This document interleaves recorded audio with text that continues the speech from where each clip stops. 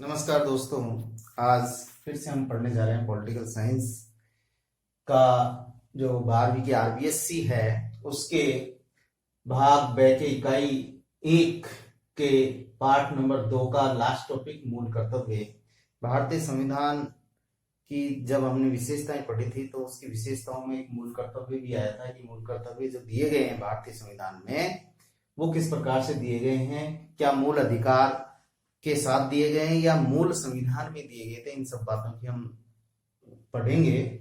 और जो मूल कर्तव्य हैं वो प्रतियोगी परीक्षा की दृष्टि से, 12वीं की परीक्षा की दृष्टि से या जनरल नॉलेज की दृष्टि से आपके लिए बहुत महत्वपूर्ण है। ये जो हैं मूल कर्तव्य वो भारतीय नागरिकों के लिए एक आदर्श आचार संहिता है, यानी वे आदर्श जो भारतीय नागरिकों को अपनाने चाहिए वही मूल कर्तव्य है। जब बात करते हैं अपन अधिकारों की, भारतीय संविधान के मूल संविधान में आपको जैसे कि पता है कि 7 मूल अधिकार दिए गए थे, उसमें संपत्ति का बाद में हटा दिया गया था। अब वर्तमान में 6 मूल अधिकार हैं। तो जब किसी को अधिकार दिए जाते हैं तो उनका कोई, जिसको दिए जाते हैं अधिकार, उनका भी उन अधिकारों के प्रति कोई ना कोई कर्तव्य होता है कि उनका पालन करे। तो ये कर्तव्य और अधिकार एक दूसरे के पूरक होते हैं, यानी एक व्यक्ति के अधिकार दूसरे के कर्तव्य बन जाते हैं। जैसे भारतीय नागरिकों के जो मूल अधिकार है वो शासन के लिए कर्तव्य है, तो भारतीय नागरिकों के जो कर्तव्य हैं वो सरकार के लिए अधिकार बन जाते हैं। यानी यहाँ पर अधिकार और कर्तव्य एक दूसरे के पूरक होते हैं। एक व्यक्ति के अधिकार दूसरे के कर्तव्य, दूसरे के कर्तव्य पहले के अधिकार बन जाते हैं। इस प्रकार दोनों एक दूसरे से पूर्ण रूप से संबंधित हैं, यानी मूल अधिकार मूल कर्तव्य एक दूसरे से संबंधित है।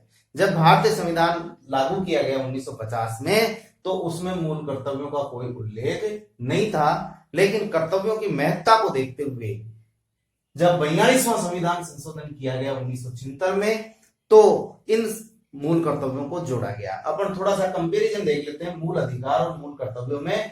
तो अपन बात करते हैं कि मूल अधिकार जो दिए हैं मूल संविधान में दिए गए थे, लेकिन जो मूल कर्तव्य हैं चूंकि दोनों की पूरकता है, इनकी आवश्यकता महसूस की गई, इसलिए इनका उल्लेख संविधान में बाद में किया गया। कब?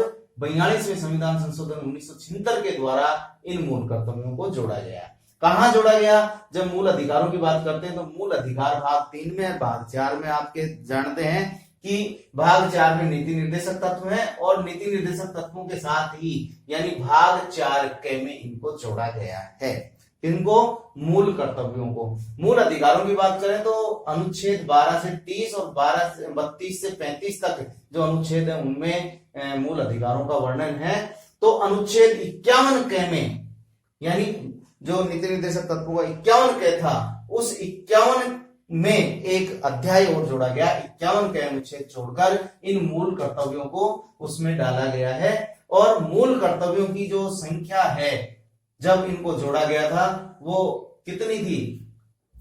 10 थी। 1976 में जब जोड़ा गया तो इनकी संख्या 10 थी, लेकिन 86वां संविधान संशोधन विधेयक जो आया उसमें 11वां मूल अधिकार जोड़ा गया, जो आपको अच्छी तरह से पता है कि शिक्षा अनिवार्य एवं निशुल्क शिक्षा का अधिकार अधिनियम 2009 जो अप्रैल 2010 से लागू हुआ, उसमें अनुच्छेद 51 में संशोधन करके ये रखा गया कि प्रत्येक माता पिता का भी ये कर्तव्य होगा कि वो 6 से 14 वर्ष तक के आयु के बालकों को अनिवार्य एवं निःशुल्क शिक्षा दिलवाएगा। ये कर्तव्य जोड़ा गया। ध्यान रखिए, इसमें जो मूल अधिकार में भी संशोधन किया गया था 21 में, अनुच्छेद 21 में, और वो जो दिया गया था अधिकार 6 से 14 वर्ष तक की आयु को निःशुल्क अनिवार्य शिक्षा दी जाएगी।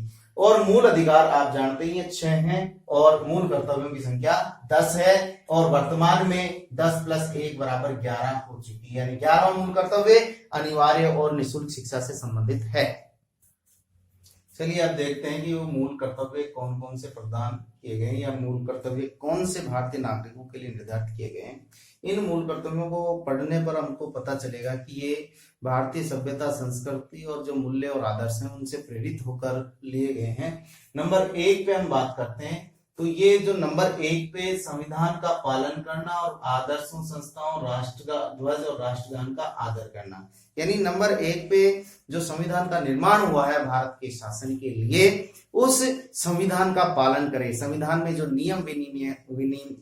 नियम दिए गए हैं उन सभी का पूर्ण रूप से पालन करें, और जो हमारे संविधान के आदर्श हैं, संस्थाएं हैं, संवैधानिक संस्थाएं हैं, उन संस्थाओं और जो राष्ट्र ध्वज, राष्ट्र गीत और राष्ट्रगान का पूर्ण रूप से आदर करें और सम्मान की भावना उनके प्रति रखें। ये पहला मूल कर्तव्य रखा गया है। जैसे कि आप जानते हैं कि जब राष्ट्रगान और राष्ट्रगीत बोला जाता है तो उस समय हम सावधान की मुद्रा में जहां हैं वहीं खड़े रहते हैं। ये हमारा पहला कर्तव्य है। नंबर 2 पे हम बात करें तो देखिए, जो हमारा भारत का राष्ट्रीय स्वतंत्रता आंदोलन चला था और उस आंदोलन को प्रेरित करने वाले जो महापुरुष थे, आदर्श थे, उनकी बदौलत आज हमारा संविधान और हम जो स्वतंत्र हुए और जो संविधान का निर्माण हुआ है, उन आंदोलनों को भी अपने हृदय में संजोना है और उनका जो पालन करना है, उन आदर्शों का जो राष्ट्रीय आंदोलन को प्रेरित करने वाले थे, उनका कभी भी अपमान नहीं करना है।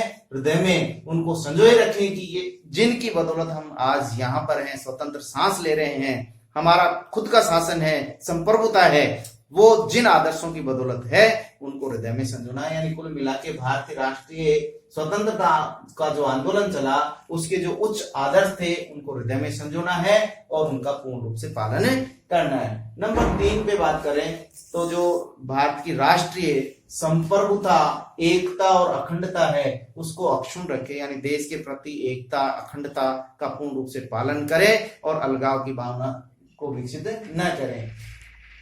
नंबर 4 है कि प्रत्येक नागरिक का यह कर्तव्य होगा कि वो देश की रक्षा करेगा और आह्वान करने पर, कई बार विपरीत परिस्थितियां आ जाती हैं तो भारतीय नागरिकों से आह्वान किए जाने पर देश की सेवा करें। जैसे कि अभी थोड़े दिनों पहले कोरोना संकट काल में कहा था कि भारत में आम नागरिक भी 3 वर्ष की सेवा के लिए आर्मी में जा सकता है, या स्वैच्छिक रूप से कोई भी सेवा का आह्वान किया जाए तो हर नागरिक को तत्पर रहना होगा। ये कर्तव्य निर्धारित है।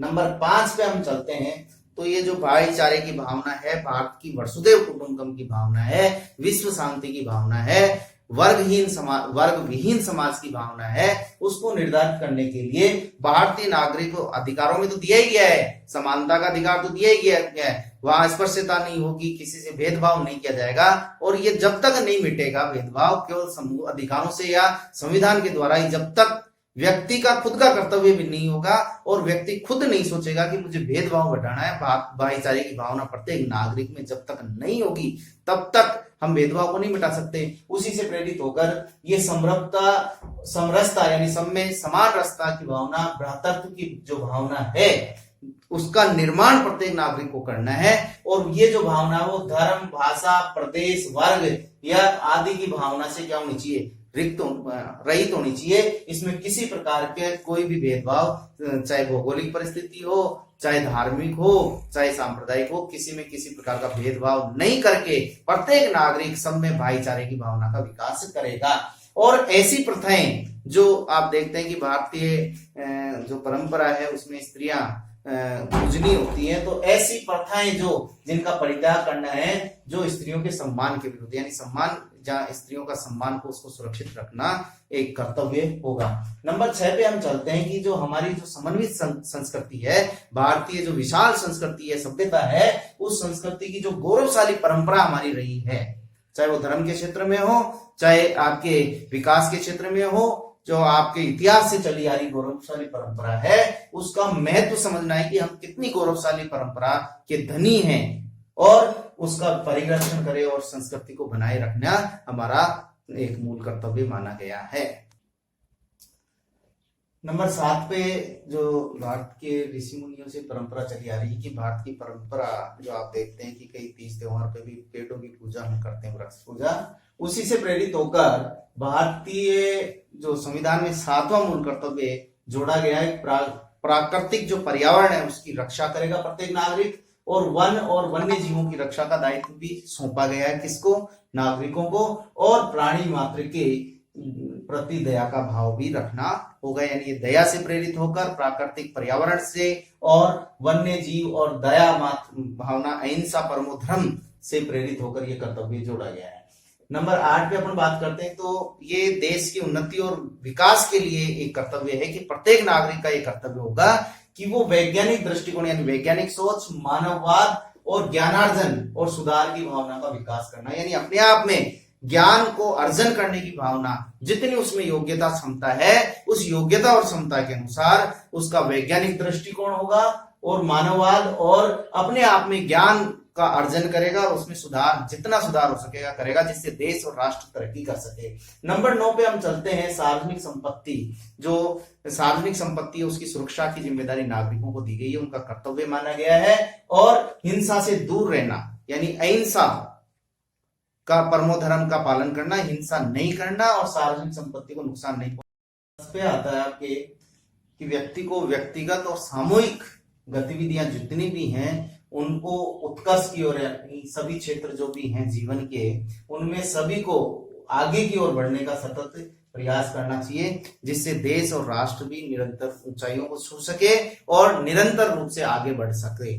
नंबर 11 जो कि बाद में 2002 का 86वां संविधान संशोधन हुआ था, उसमें जैसे कि हम पहले बात कर चुके हैं कि अनुच्छेद 51 के में 11वां मूल कर्तव्य जोड़ा गया है और इसमें कहा गया है कि 6 से 14 वर्ष तक के जो बालक हैं उनके माता पिता का ये कर्तव्य होगा कि वो उनको 6 से 14 वर्ष तक की आयु तक प्राथमिक शिक्षा अनिवार्य रूप से दिलाएं, ये कर्तव्य दिया गया है। अब आगे चलते हैं कि इनकी आलोचना, जो मूल कर्तव्य जोड़े गए हैं उनकी आलोचना किस प्रकार से की जाती है। कि इनकी 2 आधारों पर आलोचना की जाती है कि जैसा कि हमने पढ़ा कि पहला है इसका कि कर्तव्यों के उल्लंघन पर दंड की व्यवस्था नहीं है, कहीं पर भी ये एक आदर्श आचार संहिता है केवल, और इनके उल्लंघन पर संविधान में किसी भी प्रकार के कोई दंड की व्यवस्था नहीं की गई है। इसलिए इन कर्तव्यों का पालन भारतीय नागरिक करे या नहीं करे उस पर उसकी आत्मीय मानवता पर निर्भर करता है कि वो पालन कर रहा है या नहीं कर रहा है। नंबर 2 है कि अत्यधिक आदर्शवादी है। यहाँ जब मूल कर्तव्यों की बात करते हैं तो यहाँ पर जो कई प्रावधान ऐसे हैं जिनमें केवल आदर्श की बात की गई है, जैसे कि नंबर पे आते हैं कि इसमें वैज्ञानिक दृष्टिकोण, गौरवशाली संस्कृति और परंपरा का निर्वहन करना और उनको अक्षुण्ण बनाए रखना, और जो मानववाद है, प्राणी मात्र के प्रति दया भाव रखना, ये केवल एक आदर्शवाद की बात करते हैं।